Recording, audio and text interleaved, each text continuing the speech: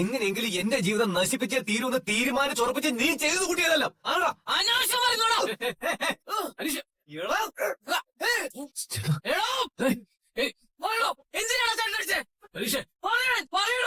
നീ ഒറ്റൊരുത്തന്നെ ഇതിന് കാരണം. നീ തന്നെയാ. സുഭാഷേട്ടാ എന്താ ഉണ്ടായത്? ഒന്നുമില്ല. നീ എവിടെയായിരുന്നു മോളെ? ഇത്രയും നേരം നിന്നെ കാണാതെയപ്പോ ഞങ്ങൾ എല്ലാവരും ആകെ പേടിച്ചു പോയി. സുധീഷേട്ടൻ എന്തിനാ സുഭാഷേട്ട തല്ലിയത്? പറ. എടാ ഞാൻ എന്താ ഉണ്ടായത്? ഒന്നുമില്ല. എന്തായാലും നീ വന്നല്ലോ, അത് മതി. മോളിതല്ല. സുഭാഷേട്ടാ എന്താ ഉണ്ടായത്? എന്തിനാ സുധീഷേട്ടൻ സുഭാഷേട്ടൻ അടിച്ചത്? അവൻ അടിക്കാൻ വേണ്ടി അടിച്ചല്ല കണ്ണ. എന്നത്തെ പോലെ അവനും ഹരീഷും തമ്മിൽ ഓരോന്ന് പറഞ്ഞ് വഴക്കായി. അടിയായപ്പോ ഞാൻ പിടിച്ച് മാറ്റി അടിച്ചെന്നതാ. അവന്റെ കൈ അറിയാതെ കൊണ്ടു, അത്രേ ഉള്ളൂ. സുഭാഷേട്ടനെ പിടിച്ചു മാറ്റിയെന്ന് അറിഞ്ഞില്ലല്ലേ? മനഃപൂർവ്വം അല്ലെന്ന് ഞാൻ പറഞ്ഞില്ല നികേഷ്. നീ അത് വിട്.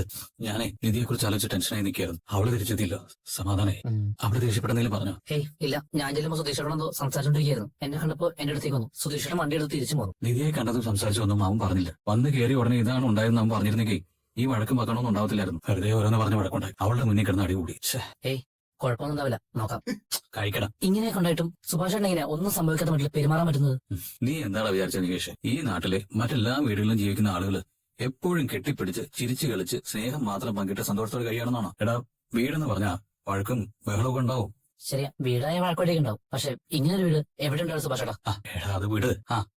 വാമോളെ, അതെ, ഒരു ഓംലെറ്റ് ഉണ്ടാക്കി തരട്ടെ? വേണ്ട, സോറി. സോറിയോ? എന്തിന്? ഞാൻ കാരണല്ല നിങ്ങളുടെ ഇടയിൽ വഴക്കും പ്രശ്നങ്ങളൊക്കെ ഉണ്ടായത്. ഹേ ആര് പറഞ്ഞു?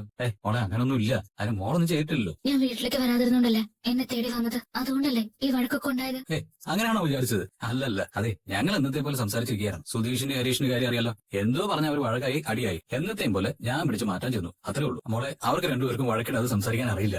ചെറുപ്പം മുതലേ അങ്ങനെ പറഞ്ഞു നിൽക്കുമ്പോഴായിരിക്കും അടി കൂടുന്നത്. എന്നാ ആർക്കെങ്കിലും ഒരു പ്രശ്നം വന്നാ രണ്ടുപേരും ഒന്നിച്ച് മുമ്പിൽ തന്നെ ഉണ്ടാവും. അവരുടെ വഴക്കിന് മോളൊന്നും ഒരു കാരണമേ അല്ല. എന്നാലും സുധീഷ് സുഭാഷേട്ടൻ അടിച്ചത് ഓർക്കുമ്പോ അങ്ങനെ പറഞ്ഞ് നീ അവനെ കൂടുതൽ വിഷമിപ്പിക്കില്ല. അവന്റെ കൈ അറിയാതെ കൊണ്ടതാ. അത് ഓർത്തിന് നിങ്ങൾ സങ്കടപ്പെടാൻ നിൽക്കണ്ട. ഏട്ടത്തി വന്ന് കയറിയപ്പോ ഇനി ഈ വീട് മാറും, എല്ലാവരും തമ്മിൽ വലിയ സ്നേഹത്തിലാവും, വഴക്കൊക്കെ അവസാനിക്കും എന്ന് ഞാൻ വിചാരിച്ചതാ. പക്ഷെ എല്ലാം വീണ്ടും പഴയ പോലെ തന്നെയായി. ഇതിനിടെ കിടന്ന് ഏട്ടത്തോടെ വിഷമിക്കുമ്പോ നികേഷ്, അതേ സുഭാഷേട്ടാ, നമുക്കിതൊക്കെ സഹിച്ചേ പറ്റൂ. പക്ഷെ പാവ ഏട്ടൻ എന്താ കഴിക്കുന്നത്? ഇതൊക്കെ കണ്ട് ഏട്ടത്തെ ഒരു ദിവസം ഇറങ്ങി പോകുന്ന പേടി എനിക്ക്.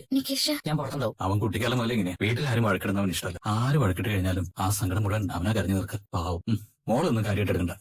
ഞാനേ ഒരു ഓംലെറ്റ് ഉണ്ടാക്കി തരാം. സുഭാഷേട്ടാ, ഞാനൊരു കാര്യം ചോദിക്കട്ടെ? തെറ്റായിട്ട് തോന്നരുത്. എന്തിന്? മോളെ ചോദിക്കേ.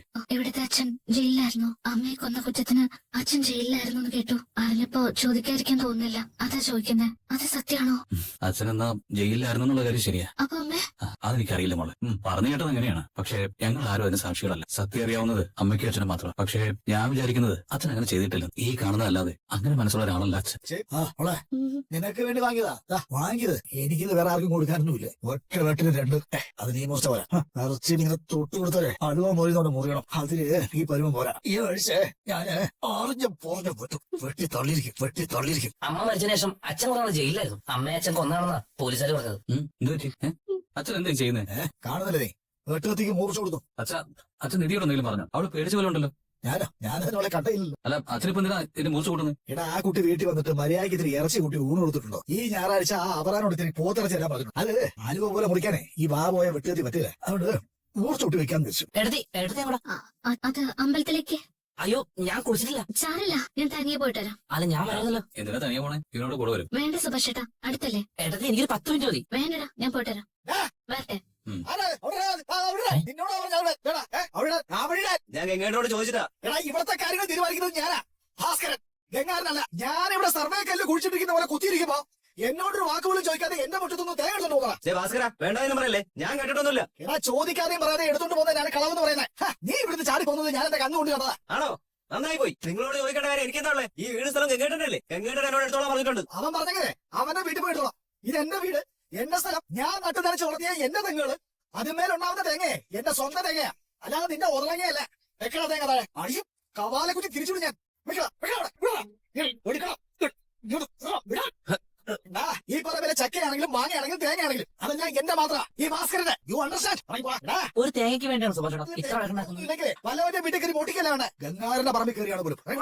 1 കിലോ തേങ്ങയ്ക്ക് രൂപ 52.